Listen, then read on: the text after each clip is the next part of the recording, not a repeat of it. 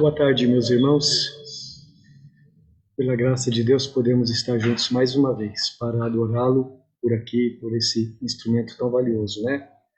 Alguém fez uma pergunta agora há pouco aí para a irmã Lígia, da segunda igreja, se está havendo culto presencial já na igreja dela novamente, né? Fiquei sabendo agora também. E por que se deve ao fato, por que os irmãos estão podendo se reunir lá novamente? Presencialmente. É porque ontem foi publicado uma liminar de um juiz do âmbito federal autorizando as igrejas, a partir de hoje, a voltarem a se reunir com aquelas prescrições todas dos devidos cuidados que devem ser realizados. Então, por isso, algumas igrejas que já foram informadas ontem puderam se reunir a partir de hoje. Eu não sabia disso, o conselho da nossa igreja não sabia disso. Tomei conhecimento agora à tarde. E de forma que, no âmbito federal, as igrejas estão autorizadas, sim, a se reunir presencialmente outra vez. Eu penso que a partir da quarta-feira que vem, nós já poderemos estar juntos aqui. Basta algumas confirmações que a gente precisa fazer, tá bom? É uma liminar, quer dizer, é uma autorização provisória, enquanto o Supremo Tribunal Federal não julga a questão, conforme ela foi apresentada esta semana também, pelo Procurador-Geral da República. Então, ele recorreu diante do Supremo Tribunal Federal, dizendo que essas decisões regionais, no sentido de suspenderem as atividades da igreja, essas decisões são inconstitucionais e, portanto, não poderiam ter sido tomadas. O STF não julgou a questão ainda. E então, enquanto o STF não julga, essa liminar que foi expedida ontem autoriza provisoriamente as igrejas a se reunirem novamente, presencialmente. Tá bem? Então, esta é a informação que nós temos. E se nada mudar até na próxima quarta-feira, nós poderemos estar reunidos novamente aqui no templo. Ao mesmo tempo, a gente não pretende deixar de continuar a transmitir através do Zoom, tá bom? Para aqueles que não puderem vir, puderem acompanhar em casa. Preciso dizer também, meus irmãos, que eu estou sentindo falta de muita gente aqui no Zoom, né? Porque, assim, a maior parte dos irmãos da igreja, dos membros da igreja, tem esse recurso à sua disposição, quando não aqui, no Facebook agora também. E então, vamos aproveitar, né? É algo que Deus nos deu, é um recurso que Deus nos deu. Vamos aproveitar para estar juntos, ao menos por aqui, tá bom? Meus irmãos, vamos iniciar o nosso culto neste 4 de abril de 2021, em que estamos recordando também, mais uma vez, a ressurreição do nosso Senhor, lendo o texto bíblico que se encontra na primeira carta de Pedro, capítulo 1, versículos 13 a 21, onde somos chamados a nos lembrar que Cristo morreu na cruz para nos libertar de uma vida de pecado e para uma nova vida. Assim como Jesus morreu e ressuscitou por nós, também na cruz dele morremos para a velha vida, para a antiga vida de pecado, e agora vivemos para Deus, para andar em comunhão com ele. 1 de Pedro, capítulo 1, de versículos 13 ao versículo 21, diz assim: Por isso, cingindo o vosso entendimento, sede sóbrios e esperai inteiramente na graça que está sendo trazida na revelação de Jesus Cristo. Como filhos da obediência, não vos amoldeis às paixões que tinhais anteriormente na vossa ignorância. Pelo contrário, segundo é santo aquele que vos chamou, tornai-vos também santos vós mesmos em todo o vosso procedimento. Porque escrito está: sede santos, porque eu sou santo. Ora, se invocais como Pai aquele que, sem acepção de pessoas, julga segundo as obras de cada um, portai-vos com temor durante o tempo da vossa peregrinação, sabendo que não foi mediante coisas corruptíveis, como prata ou ouro, que fostes resgatados do vosso fútil procedimento que vossos pais vos legaram, mas pelo precioso sangue, como de cordeiro sem defeito e sem mácula, o sangue de Cristo, conhecido com efeito antes da fundação do mundo, porém manifestado no fim dos tempos, por amor de vós que, por meio dele, tendes fé em Deus, o qual o ressuscitou dentre os mortos e lhe deu glória, de sorte que a vossa fé e esperança estejam em Deus. Amados irmãos, tendo em mente este texto precioso que nós acabamos de ler, vamos nos dirigir ao nosso Pai Celestial numa oração, nos apresentando diante dele, desejosos de agradá-lo em tudo quanto nós aqui realizarmos nesta hora, e também pedindo a bênção dele sobre nós, que pelo seu Espírito Santo, que habita em nossos corações e que nos une, que nos forma um só corpo nele, ele esteja nos concedendo direção, iluminação, santificação, bênção, resposta às nossas orações. E eu quero solicitar que para esta primeira oração de hoje, a nossa irmã Edna esteja nos conduzindo. Vamos então orar, conduzidos pela irmã Edna.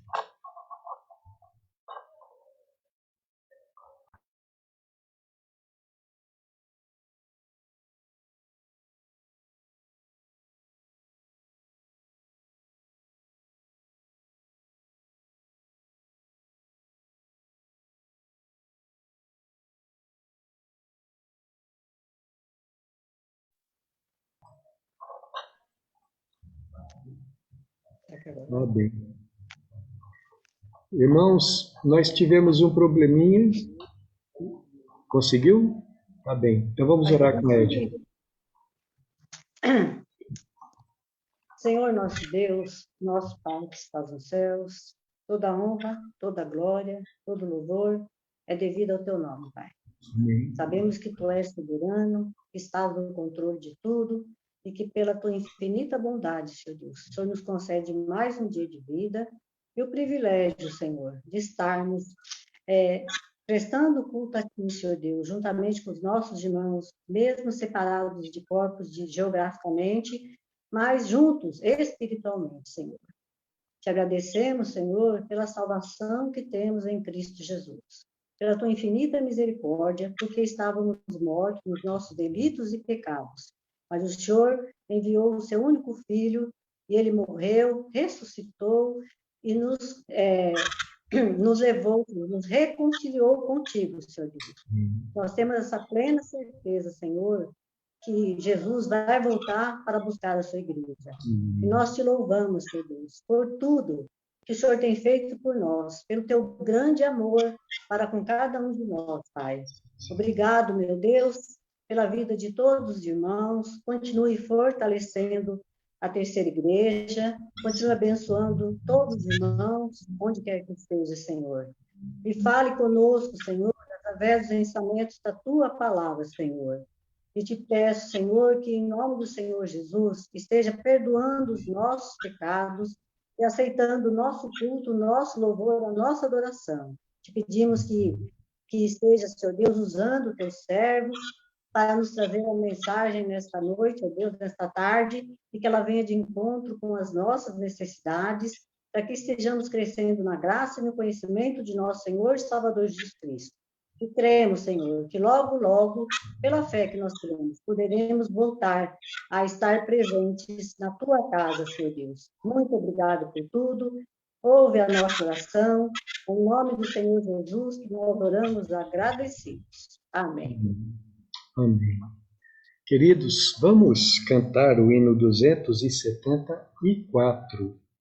E nós vamos cantar assim, acompanhando a orquestra que irá tocar o hino, que irá cantar o hino, e o coral também. Vamos cantar juntos, tá bem? Com o coral e a orquestra agora.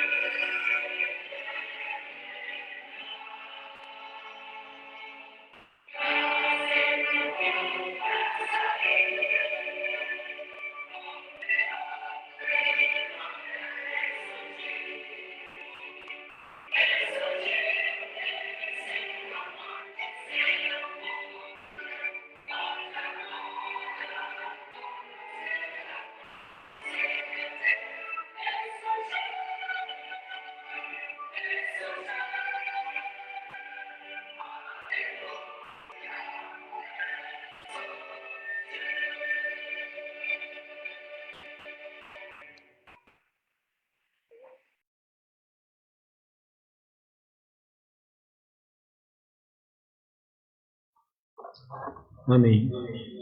Graças a Deus, Jesus ressuscitou. Vamos, irmãos, ler o Salmo 103 agora, versículos 13 e 14. E em seguida nós iremos orar mais uma vez. Salmo 103, versículos 13 e 14. Como um pai se compadece de seus filhos, assim o Senhor se compadece dos que o temem, pois Ele conhece a nossa estrutura e sabe que somos pó. Vamos orar, meus irmãos. Pai Celestial, que maravilha é esta, o fato de que nós podemos te chamar de Pai. O Senhor que é tão santo, o Senhor que é tão justo, o Senhor que é tão maravilhoso, alto, sublime, que habita num alto e sublime trono, mas que pela tua infinita graça, pelo teu infinito amor, também habita com aquele que está abatido de espírito, com aquele que está sentindo necessidade do Senhor. Um Deus tão maravilhoso que se dignou, na pessoa do seu Filho, a descer a este mundo de pecado, a habitar no meio de nós, pecadores, a viver uma vida santa, mas morrer por causa dos nossos pecados e ressuscitar para a nossa salvação. Senhor, Tu és maravilhoso, Tu és tremendo, e o nosso coração Te adora. E Pai bendito, na Tua presença, agora, juntos, corações unidos em nome de Jesus, tendo acesso ao Senhor por um só Espírito, o Espírito do Senhor que habita em nós. Quando lemos a Tua santa palavra, Senhor, como a Tua palavra consola o nosso coração e nos fortalece. Pois diz o Teu Espírito que, como um pai se compadece dos seus filhos, assim o Senhor se compadece daqueles que o temem. Porque o Senhor conhece a nossa estrutura, sabe que somos pó, sabe o quão frágeis nós somos, o quão dependentes de Ti nós somos. Deus bendito, nós Te louvamos por Jesus Cristo, nosso Salvador. Te louvamos por tudo aquilo que Ele conquistou para nós na cruz, coisas das quais nós havíamos sido destituídos por causa dos nossos pecados. Mas tudo foi restaurado na cruz. E a cada dia, de glória em glória, nós estamos sendo refeitos naquela imagem do Senhor que perdemos na queda. Até aquele dia glorioso em que veremos Jesus face a face e naquele dia seremos completamente semelhantes a Ele no seu caráter, na perfeição da sua bondade, do seu amor, da sua obediência. Pai, Tu que nos conheces, queremos expressar diante do Senhor nesta hora as nossas fragilidades, a nossa dependência e a nossa necessidade do Senhor. Neste mundo, Senhor Deus, que está sofrendo as aflições resultantes do pecado, neste mundo, Senhor Deus, que está atravessando estes tempos dificílimos, somente do Senhor vem a nossa salvação. Por isso queremos entregar a Ti, Senhor, nossos pecados, confessando cada um deles a Ti. Pecados, Pai, que cometemos por pensamentos, por palavras, por obras, por atitudes erradas, por comportamentos errados, pedindo a Ti que o sangue de Jesus nos purifique de todo pecado nesta hora. Também, Senhor, queremos entregar a Ti os nossos temores, as nossas fragilidades, as nossas ansiedades, as nossas limitações, e pedir que, como o bom pastor de nossas almas que Tu és, Tu estejas nos curando, Senhor, o nosso interior, os nossos corações, nos revestindo de fé, de amor, de esperança em Ti, nos revestindo de coragem, Senhor Deus, em meio aos perigos que passamos por este mundo. Que o Senhor também esteja, por Tua graça, nos livrando de todo o mal, Senhor.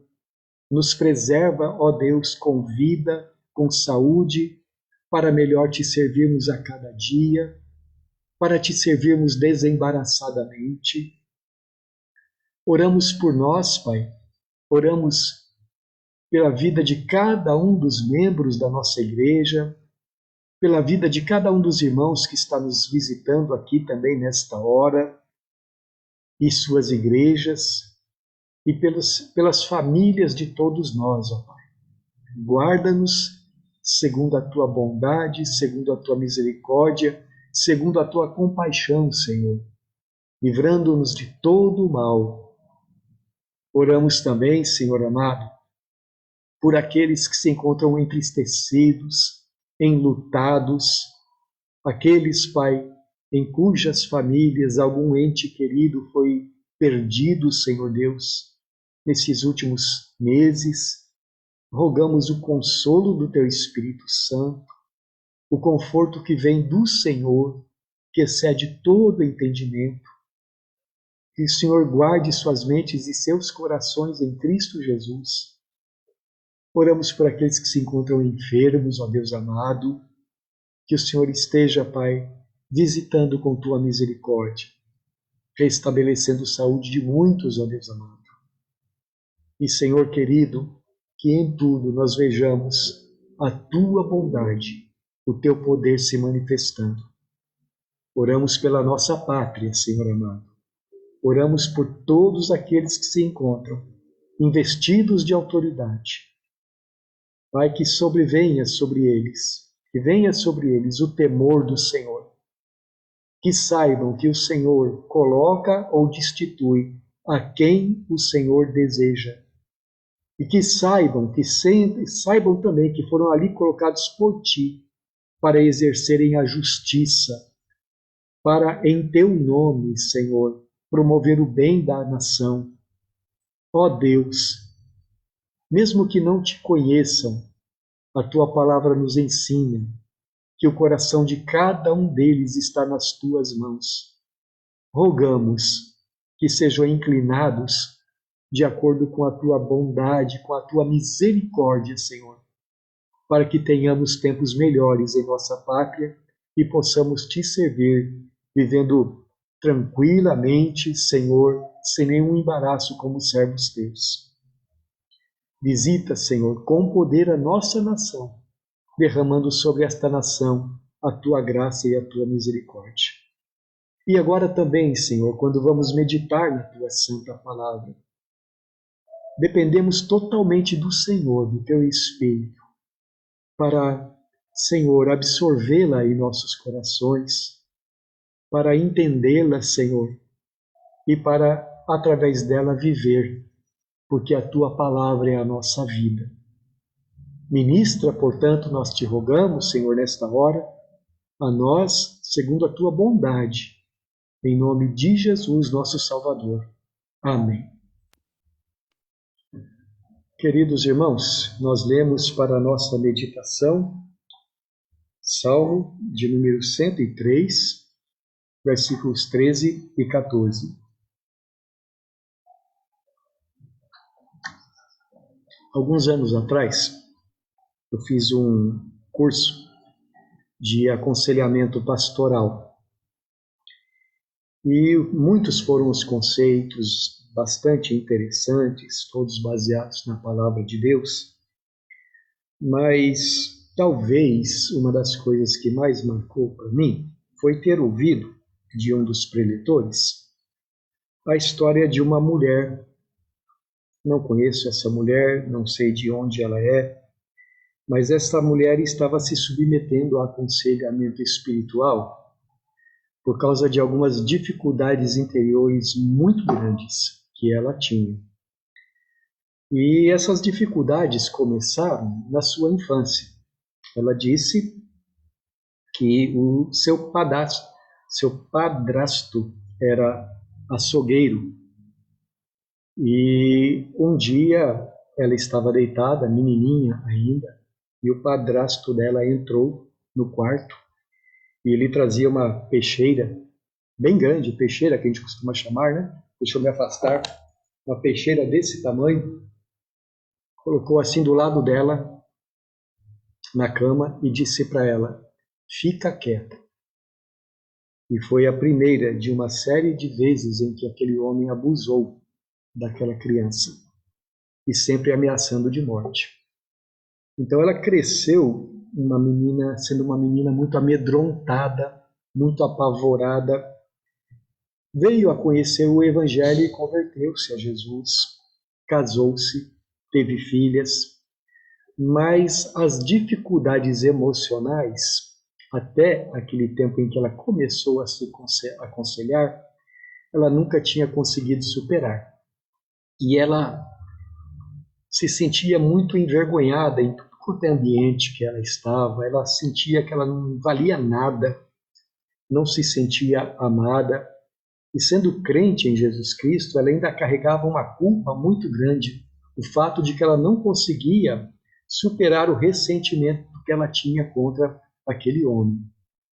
E quando então ela casou-se e suas filhas nasceram, ainda assim ela continuou a ter dificuldades no relacionamento com o marido dela. Porque ela tinha medo, por exemplo, de que se ela saísse, o marido ficasse sozinho com as crianças, a mesma coisa poderia se repetir na vida das filhas dela. Ela lutou muito com isso, mas, embora tenha lutado muito com isso, ela não conseguiu manter o casamento dela. E ela acabou se separando. Quando o pastor contou isto para nós, os alunos que estávamos ouvindo a história daquela mulher, aquela mulher ainda estava se aconselhando, eu pensei comigo mesmo, como é que será que acontece no coração dela?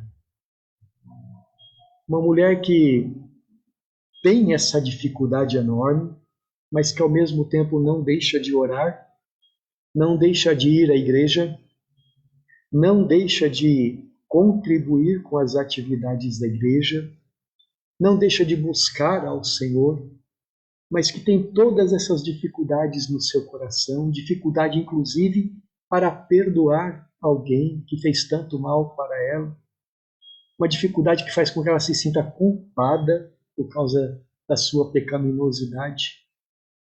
Como é que Deus olha para esta pessoa, para esta mulher? E o texto que veio à minha mente, à medida que eu pensava nisso, foi esse que nós acabamos de ler. Salmo 103, desde o seu início, está falando a respeito do imenso amor de Deus para conosco, frágeis seres humanos. Deus que conhece tudo da nossa vida, que conhece o quanto nós o amamos, mas que ao mesmo tempo conhece também como nós somos falhos. E ele diz assim, nos 2 versículos que acabamos de ler, que eu vou repetir: como um pai se compadece dos seus filhos, assim o Senhor se compadece daqueles que o temem. Pois ele diz a razão no versículo 14, conhece a nossa estrutura e sabe que nós somos pó. E neste salmo maravilhoso, meus irmãos, então, o Senhor, ele mostra para nós que ele é como um pai, mas não como aquele pai ou aquele padrasto maldoso, cruel, sem escrúpulos, que maltratou tanto aquela criança. É um pai compassivo, é um pai bondoso, é um pai cuidadoso, é um pai compreensivo. E há 2 pensamentos que eu desejo destacar aqui. Um é a atitude do Senhor, a atitude que ele tem para conosco. Ele se compadece. E o outro pensamento que eu quero destacar é a razão pela qual ele se compadece. Ele conhece a nossa estrutura. Ele sabe que nós somos pó. E neste momento, então, eu gostaria de meditar com vocês a respeito destas 2 verdades, a respeito das quais o Espírito Santo nos fala aqui, começando no versículo 14. Ele conhece a nossa estrutura e sabe que somos pó. E depois, então, nós vamos falar a respeito da atitude que ele tem diante da nossa estrutura, que é pó. Primeiramente, então, meus irmãos, ele conhece a nossa estrutura. O que é estrutura? Eu fui dar uma olhadinha bem rápida no dicionário do Aurélio, e lá está escrito assim: estrutura é a disposição e ordem das partes de um todo.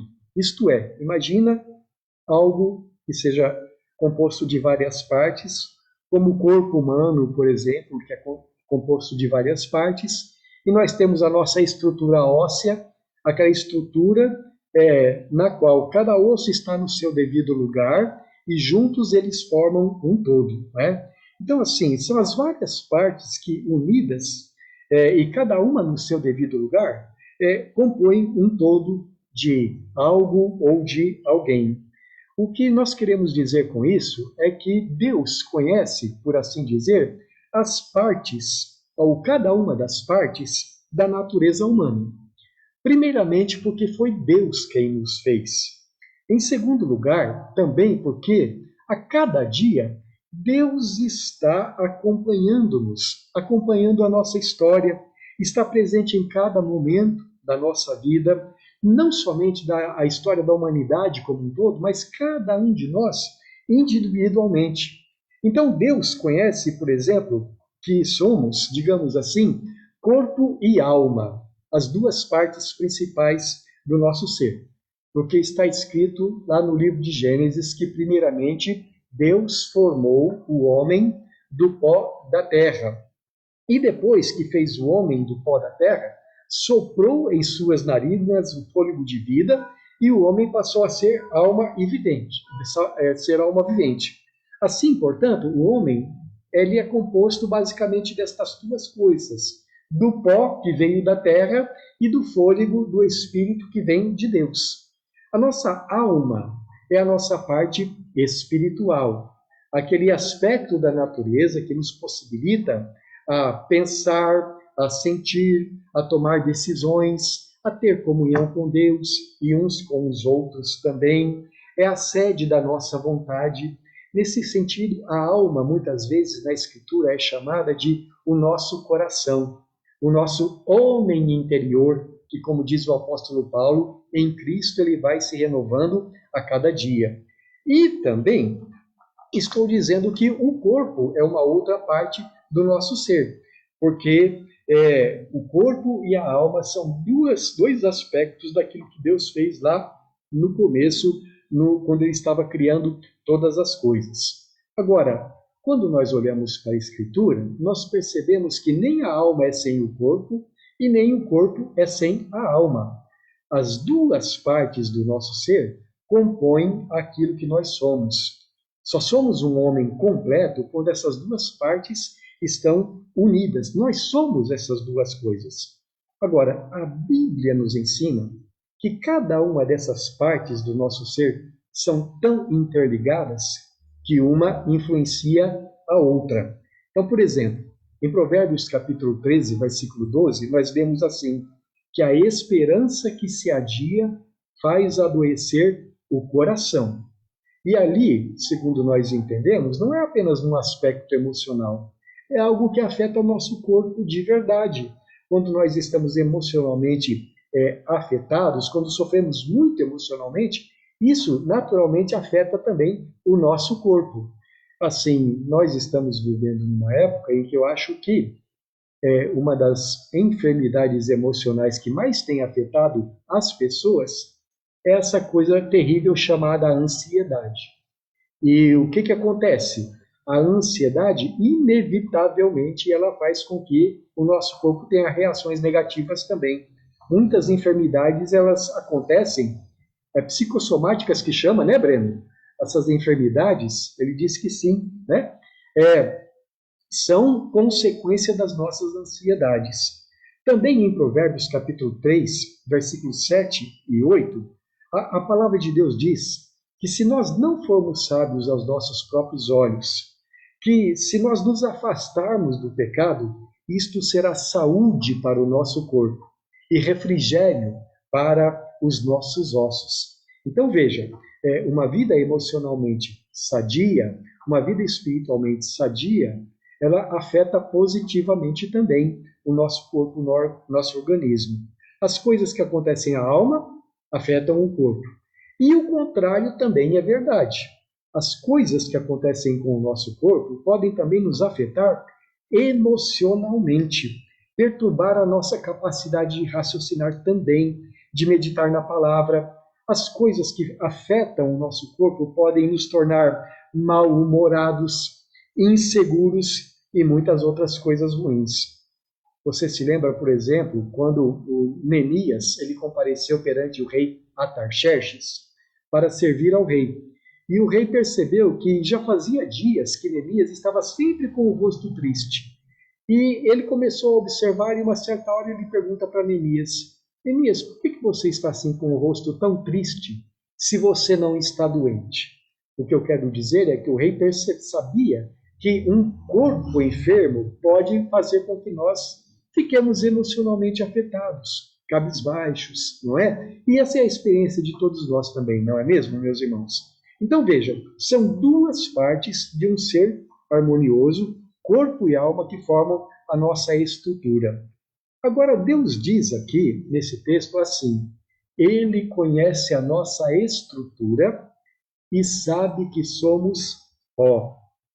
A palavra pó aqui, ela pretende destacar a fragilidade da nossa estrutura, das partes que compõem o nosso ser. Ou como o apóstolo Paulo escreveu lá em 2 aos Coríntios, nós somos vasos de barro. Com isto também querendo destacar a nossa fragilidade. Nós somos frágeis, meus irmãos, primeiramente, por causa da nossa própria natureza de seres criados. Criados por Deus, mas criados como seres, assim como o restante de todo o universo, completamente dependente dele. Mas, além disto, existe o fato de que o pecado entrou na nossa história. E quando o pecado entrou, todas as enfermidades, todas as maldições decorrentes do pecado entraram também. Então, nós somos pecadores e, em virtude disso, além das nossas limitações próprias de seres criados, finitos, nós também temos as limitações, as fraquezas, as imperfeições impostas pela nossa natureza pecaminosa. E neste sentido, então, todos nós somos seres incompletos. Isso afeta o nosso corpo. Nós estamos sujeitos a enfermidades, a cansaço, a dificuldades de pensar. Isso afeta a nossa alma. Então nós sentimos temores. Então a nossa fé é pequena. Então nós cometemos pecados. Então muitas vezes não conseguimos obedecer a Deus, mesmo sabendo que estamos fazendo aquilo que desagrada ao Senhor. E nós o amamos, mas percebemos que o nosso amor é tão limitado. Por exemplo, aqui está o nosso pai Abraão, homem de fé, homem que se tornou o nosso pai espiritual.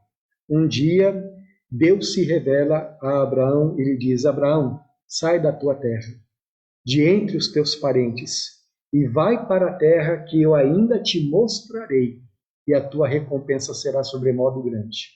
E a Escritura diz, creu Abraão em Deus, e isto lhe foi imputado para a justiça. Abraão, homem de fé, toma sua esposa, Sara, seu sobrinho Ló, e, obedecendo a Deus, deixa tudo o mais para trás, partindo rumo a terras desconhecidas. Mas durante as suas peregrinações, Abraão se dirige ao Egito. E quando ele está para entrar no Egito, um temor lhe sobrevém ao coração. Ele olha para sua esposa, e a sua esposa é muito bonita. E então ele faz a ela um pedido estranho e errado. E ele diz assim, Sara, quando nós chegarmos ao Egito, se eu disser que você é minha esposa, irão desejar me matar para ficar com você. Então diga que você é minha irmã. E Sara então faz aquilo que Abraão está lhe pedindo. Mais tarde, eles vão para uma outra terra, uma terra chamada Gerar, e lá diante do rei Abimeleque, ou Amaleque, rei de Gerar, Abraão faz o mesmo pedido para Sara. Diga que você é minha irmã, porque senão, por amor a você, eles poderão querer tirar minha vida. Parece até que se tornou meio que uma maldição hereditária, meus irmãos. Sabe por quê? Porque muitos anos mais tarde, Isaque, o filho de Abraão, faz o mesmo pedido para sua esposa Rebeca. O que eu quero dizer com isso, meus irmãos, é que Abraão, embora fosse um homem de fé que amasse o Senhor, chamado para andar na sua presença, tinha suas imperfeições. Ou então aqui está Pedro, o amado discípulo do Senhor Jesus, o homem que se atirava sempre em prol do Senhor Jesus para fazer a vontade de Deus, andar de acordo com o reino de Deus. Em certa ocasião, Pedro estava num barquinho nas águas agitadas durante a noite do mar da Galileia, e lá vinha Jesus andando sobre as águas. E Pedro então disse: Senhor, se é o Senhor mesmo, diga para eu andar sobre as águas para ir ao teu encontro. E Jesus diz: vem. E Pedro se levanta e começa a andar em cima das águas, mas de repente ele repara, a força do vento enche o seu coração de temor e Pedro começa a afundar. Então ele grita: Senhor, socorre-me. E Jesus, em sua graça, tira Pedro daquela situação de aflição. Tempos mais tarde, Pedro recebe uma maravilhosa revelação do Pai Celestial. E essa revelação ele diz qual foi. Ele entendeu que Jesus era o Cristo, o Messias prometido. E Jesus diz: Simão, você é um homem abençoado, bem-aventurado, porque não foi carne e sangue que te revelou isso, mas o meu Pai que está nos céus. Não demora muito, e Pedro, que agora estava tão guiado por Deus, tão iluminado por Deus, deixa que o seu coração seja levado pela soberba.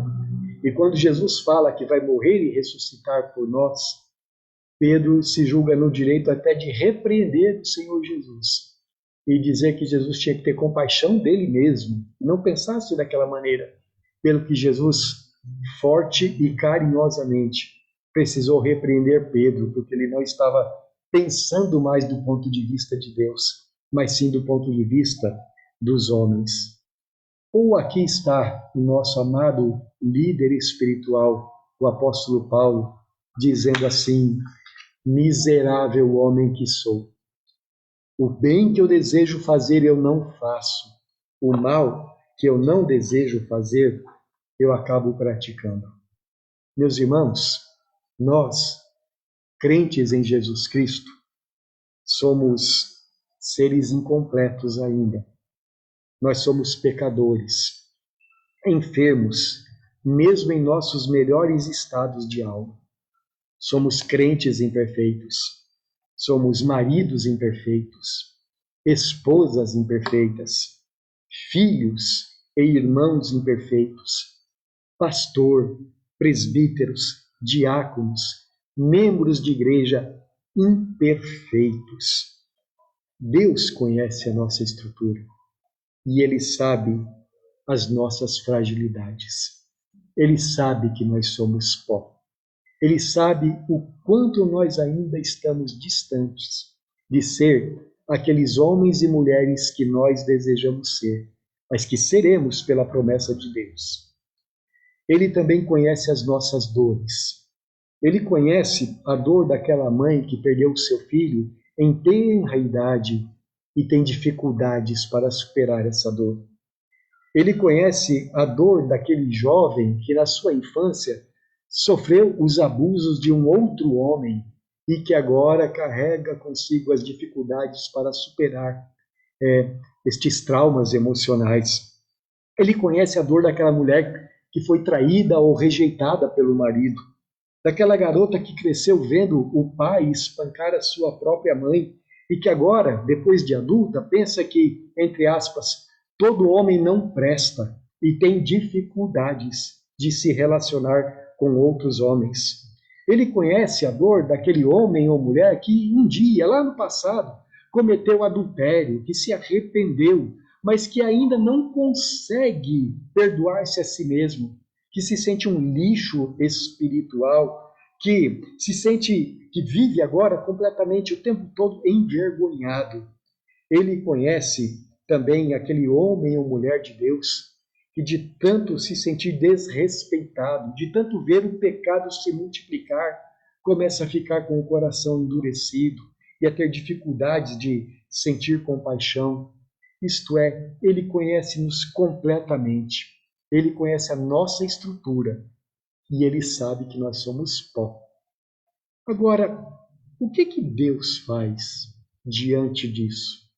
quando ele olha para nós e nos vê, este complexo de necessidades, de dificuldades, o Espírito Santo nos diz: como um pai se compadece dos seus filhos, assim o Senhor se compadece daqueles que o temem. Essa palavra compaixão, meus irmãos, é uma palavra maravilhosa. Compaixão. Compadecer significa sofrer com. Mas não é aquele sofrimento, pena, dó. É aquele sofrimento que leva alguém a tomar uma atitude. É aquele sofrimento que leva alguém a vir e ficar junto, a sofrer junto. Foi isso que Jesus fez quando ele desceu no céu e sofreu aqui as tentações do pecado, quando ele sofreu o desprezo dos homens e quando finalmente ele sofreu ali na cruz para nos dar salvação. Uma das palavras mais usadas no Novo Testamento uma das expressões e Jesus compadecendo-se, porque compaixão de todas é a palavra mais usada para falar a respeito dos sentimentos de Jesus em relação ao sofrimento humano. Ele é um pai que se compadece de nós. Isto quer dizer que diante das nossas fraquezas, diante das nossas enfermidades, imperfeições, pecados, o Senhor, que disse assim: nunca te deixarei, jamais te abandonarei, ele faz algo por nós, para nos ajudar, para nos sarar, estando do nosso lado. Eu quero então, meus irmãos, mencionar algumas coisas que o Senhor faz por nós em sua compaixão. E depois da gente mencionar rapidamente essas coisas que ele faz, nós vamos fazer algumas aplicações para a nossa vida, tá bem? Primeira coisa que eu gostaria de citar, que o Senhor faz por nós para nos curar, para cuidar de nós, para a restauração, é que ele nos ensina o caminho da vida, o caminho da restauração das nossas almas. Veja o Salmo de número 19, versículo 7. Está escrito assim: a lei do Senhor é perfeita e restaura a alma.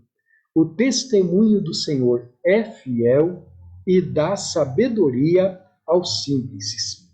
A lei do Senhor é este maravilhoso livro, no seu sentido amplo, está sendo usado aqui no Salmo 19, é este maravilhoso livro que é a perfeita revelação de Deus para nós, de quem Ele é, da sua justiça magnífica e do seu terno amor para conosco. É a revelação também daquilo que Deus deseja e ordena que nós façamos. Mas esta lei também revela o quanto nós somos pecadores, transgressores. E esta mesma lei nos revela que Deus nos amou tanto que deu o seu próprio sangue para que nós, pecadores, pudéssemos ser perdoados e resgatados dos nossos pecados. A lei do Antigo Testamento que mostrava o sangue do Cordeiro e que no Novo Testamento nos mostra claramente que o sangue do Cordeiro falava de Jesus. Jesus nos purifica de todo pecado. O sangue de Jesus nos purifica de todo pecado. O sangue de Jesus, nós vemos no começo do nosso culto, nos resgatou do vil procedimento que nossos pais nos legaram. De tal forma que agora, livres do poder do pecado, nós podemos viver para Deus. E isso é restauração para a nossa alma. Mas a restauração da nossa alma também, ela se processa, ela também acontece na medida em que nós vamos conhecendo os maravilhosos aspectos do poder da lei de Deus quando ela age em nossos corações. Então ela nos ajuda a superar as ansiedades, as preocupações, as depressões e tantas outras enfermidades espirituais que muitas vezes nós temos. Ela nos ensina a viver neste mundo criado por Deus, usando os recursos que Deus nos dá, de tal forma que a lei do Senhor em tudo contribui para a nossa restauração. Ou como disse Jesus quando ele veio, Não vim para condenar o mundo, ou não vim para julgar o mundo, mas vim para dar vida. Vim para dar vida em abundância. Então, a primeira coisa que Deus faz por nós é nos dar a sua santa palavra. Ela nos ensina o caminho de nós estarmos superando as nossas enfermidades espirituais e emocionais. Segunda coisa que Deus faz por nós é que Deus não permite que nos sobrevenha algo que esteja além das nossas forças. 1 Coríntios capítulo 10, versículo 13, está escrito assim: não vos sobreveio tentação que não fosse humana, mas Deus é fiel e não permitirá que sejais tentados além das vossas forças. Pelo contrário, juntamente com a tentação, vos proverá livramento, de sorte que a possais suportar. Esta palavra grega, que aqui é traduzida por tentação, ela pode ser traduzida de duas maneiras: tentação ou provação. Tanto a palavra grega quanto a palavra hebraica, elas são a mesma, no sentido de que elas podem ser traduzidas da mesma maneira. Então, conforme o contexto, os tradutores colocam provação ou colocam tentação. Há um sentido em que nós podemos dizer que toda tentação é uma provação e toda provação é uma tentação. Lembram da história de Jó? Da parte de Deus, aquilo que estava acontecendo se chama provação, mas da parte do diabo, tentação. O que eu quero dizer é o seguinte, é que as dificuldades da nossa vida, elas tanto servem para nos provar, isto é, para nos refinar, para nos purificar, nos tornar pessoas melhores, como elas podem também ser instrumentos de tentação, isto é, podem fazer com que nós levemos ao pecado, se a gente não aprender a lidar com essas situações. Mas o que é maravilhoso que eu quero destacar, meus irmãos, é que a palavra de Deus nos diz que não vem provação ou não vem tentação que não seja algo do qual toda a humanidade faz parte, está suscetível. Mas mesmo que todos os seres humanos sejam provados ou tentados, Deus é fiel e não permite que nós sejamos provados ou tentados além das nossas forças. Não no sentido de que nós temos em nós mesmos capacidade para vencer, mas é que juntamente com a tentação, Deus provê livramento, de sorte que nós podemos suportar aquilo que está acontecendo conosco. Eu quero dar um exemplo para os irmãos. Lembram da história de Jó, que eu acabei de falar? Deus permitiu que ele fosse provado de maneiras terríveis. Agora, Deus conhecia Jó. Deus sabia qual seria a reação de Jó em tudo aquilo. E Deus queria envergonhar Satanás no meio de tudo aquilo que estava acontecendo. Mas você se lembra também que na noite em que Jesus foi traído, Pedro, ele falando com os discípulos dele, dizendo que naquela noite todos o abandonariam, e Pedro disse: Senhor, de jeito nenhum, pode acontecer o que for, de modo nenhum te abandonarei. E Jesus, olhando para ele, disse: Pedro, esta noite mesmo você negará 3 vezes que me conhece. Porque Satanás vos requereu para vos peneirar, como quem peneira o trigo. Eu, porém, roguei por ti, para que a tua fé não desfaleça. Jesus sabia que Jó era um, mas Pedro era outro. Jesus sabia que se acontecesse com Pedro as coisas que aconteceram com Jó, Pedro não resistiria. E então ele colocou um limite para as tentações de Pedro. Ele conhece cada uma das suas ovelhas. Ele sabe até onde cada um é capaz de suportar. Mas, meus irmãos, ainda que Deus seja fiel, e ainda que Ele saiba até onde nós podemos suportar, o fato é que mesmo tendo toda a graça para poder enfrentar certas tentações, ainda assim nós continuamos a falhar. Ainda assim nós pecamos. Por isso, uma terceira coisa que eu gostaria de citar que Deus faz por nós é que mesmo quando falhamos, Ele continua a ser um Deus perdoador. Salmo 103, versículo 3 diz assim: Ele é quem perdoa todas as tuas iniquidades e sara todas as tuas enfermidades. No versículo 10 está escrito assim: Não nos trata segundo os nossos pecados, nem nos retribui consoante as nossas iniquidades.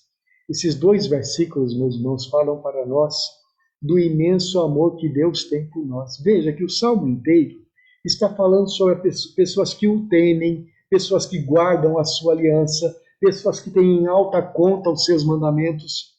Mas ainda assim, essas pessoas pecam, cometem transgressões, iniquidades, continuam sendo imperfeitas.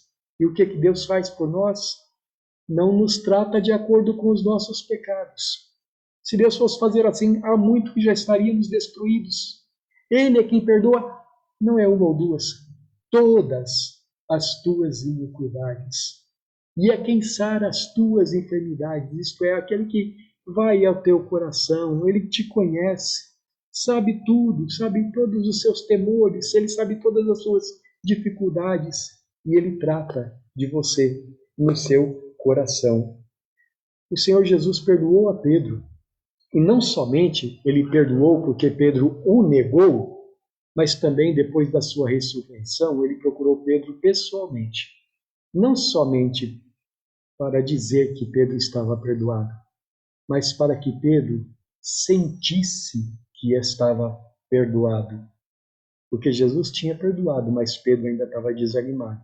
E ele foi ali para restaurar a Pedro e fazer dele um pastor de coração renovado.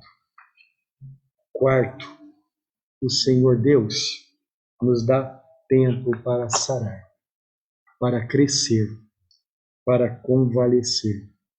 Salmo 103, versículo 8, diz assim: O Senhor é misericordioso e compassivo, longânimo e assaz benigno. Eu gosto dessa palavra assaz, ela quer dizer extremamente. O Senhor é extremamente benigno. Voltando à história de Pedro, Jesus o procurou.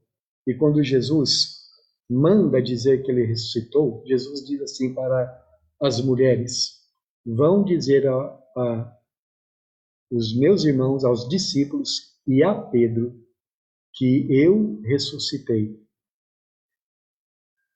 Veja como ele destaca o nome Pedro de todos os demais, para que Pedro soubesse que ele era uma pessoa especial para Jesus. Pedro foi fortalecido pelo Senhor Jesus. Pedro foi renovado pelo Senhor Jesus e veio a ser um pastor segundo o coração de Deus. Mais tarde, já no fim, já quando era velhinho, Pedro não teve medo de falar que ele conhecia Jesus. Morreu numa cruz de cabeça para baixo, como testemunho da sua fé, porque tinha o coração cheio da graça do Senhor Jesus, que o renovou quando ele, em seus pecados, se envergonhava de si mesmo. Mas o Senhor Jesus foi capaz de perdoá-lo e de renová-lo, porque ele é paciente ou extremamente benigno. Vamos então, meus irmãos, pensar em algumas implicações disso para nós. Se Deus conhece a tua estrutura e sabe que você é pó, sabe que você é uma pessoa imperfeita, que comete pecados, então, primeiro, saiba e sinta que você é muito amado, você é querido, você é perdoado. Na cruz, Jesus levou sobre si todos os teus pecados.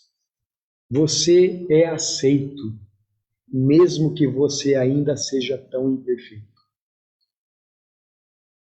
Imagine uma nota de R$100, toda amassada, que caiu no chão, alguém pisou em cima, veio uma enxurrada, passou por cima dela, ela ficou suja de barro, e alguém encontra essa nota de R$ 100.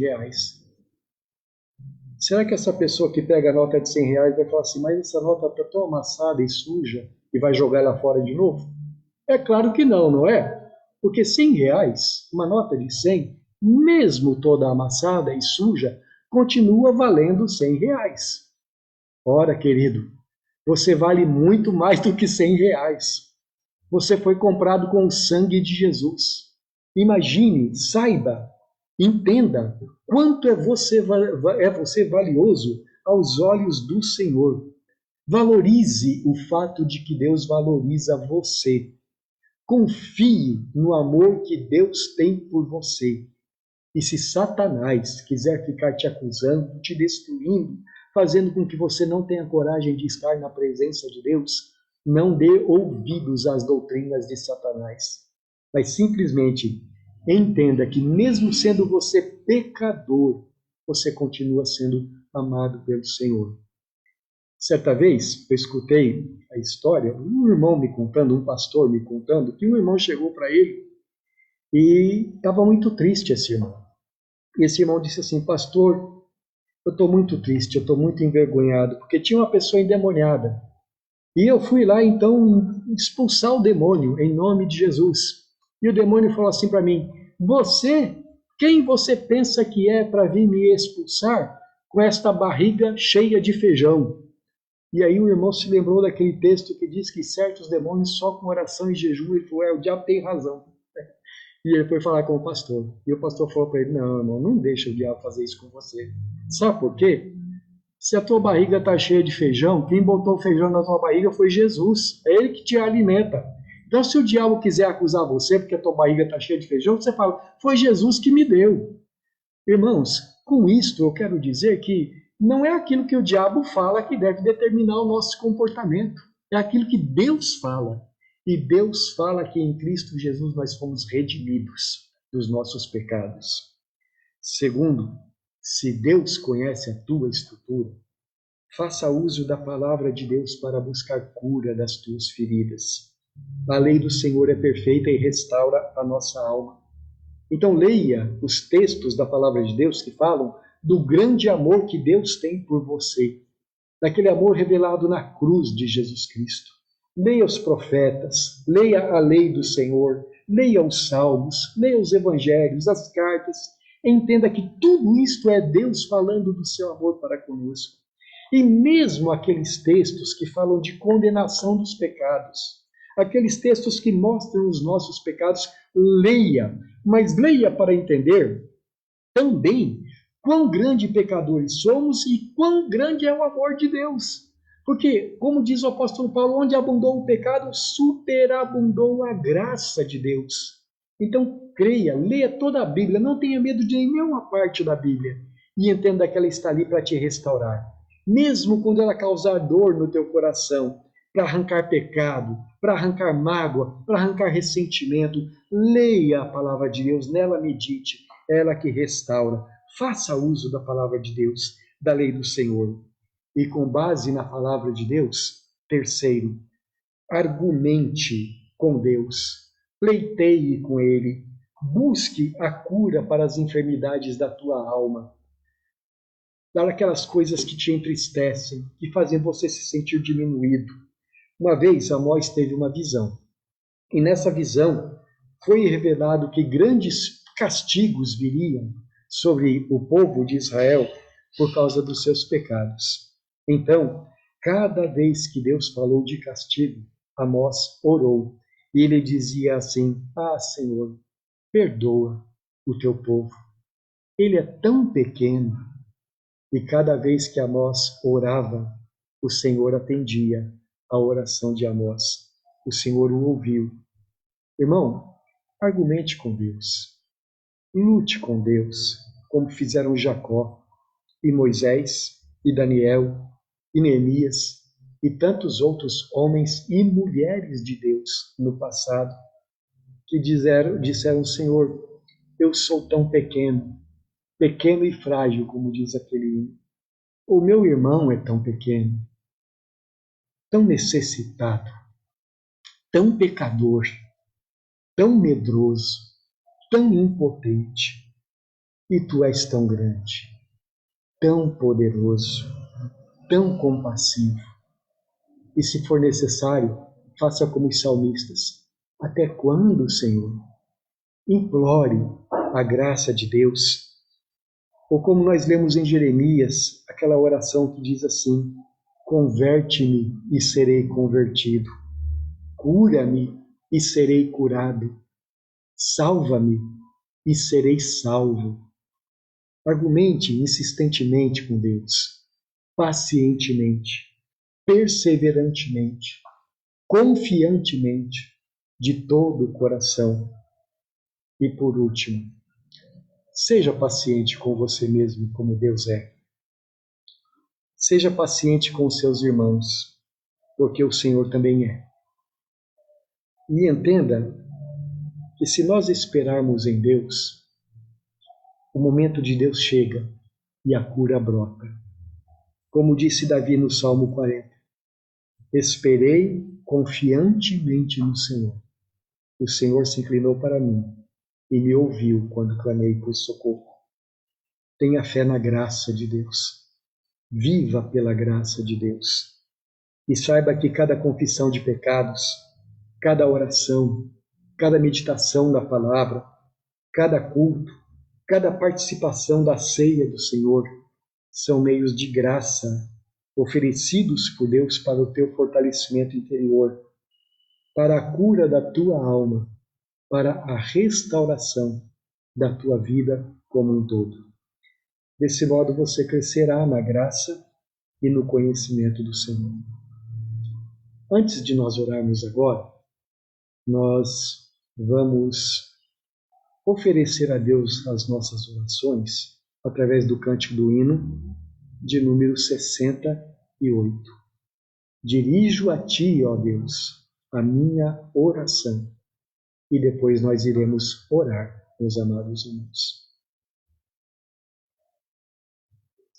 Creio, Senhor, na divina promessa.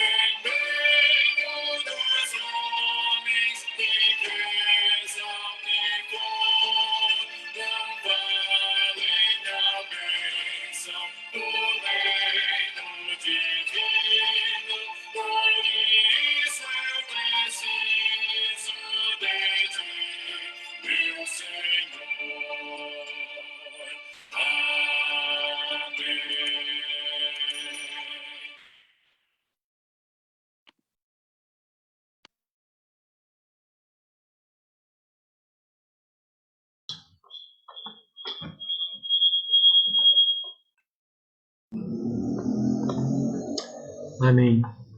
Vamos orar, meus irmãos. Bendito Pai Celestial, que bom que nós sabemos que precisamos do Senhor. Porque o Senhor acode a todo aquele que é necessitado e te busca. Nós confessamos a Ti então, Senhor, as nossas dores, confessamos a Ti os nossos males, as nossas carências e rogamos ao Senhor que pela Tua palavra, pela Tua fidelidade, a cada dia o Senhor esteja restaurando nossos corações, nossas emoções, nossas almas, nossas mentes. Que a cada dia o Senhor nos conceda graça para superar qualquer coisa que faça mal para a nossa vida espiritual. E nós vivamos neste mundo, Senhor, de maneira livre, libertados pelo Teu Espírito Santo, de maneira alegre, de maneira bondosa, cheia de amor e de bons frutos, como de pessoas, ó Deus, que estão de bem com a vida, graças ao Senhor, graças à Tua misericórdia. Que o Senhor nos use, ó Deus, para abençoar aqueles que à nossa volta precisam também do Senhor. Que sejamos para isto instrumentos da Tua graça. Graças Te damos pelo perdão dos nossos pecados. Graças Te damos por todo o amor que o Senhor tem por nós, revelado em Jesus, no nome de quem nós oramos nesta hora. E meus amados irmãos, que a graça do nosso Senhor Jesus Cristo, o amor de Deus, o nosso Pai, e a comunhão do Espírito Santo seja com todos vocês, hoje e para sempre. Amém. Amém. Queridos irmãos, estamos encerrando o nosso culto. Próxima quarta-feira, cremos, pela graça de Deus, poderemos estar também aqui em nosso templo, tá bom? Ao mesmo tempo que vamos continuar transmitindo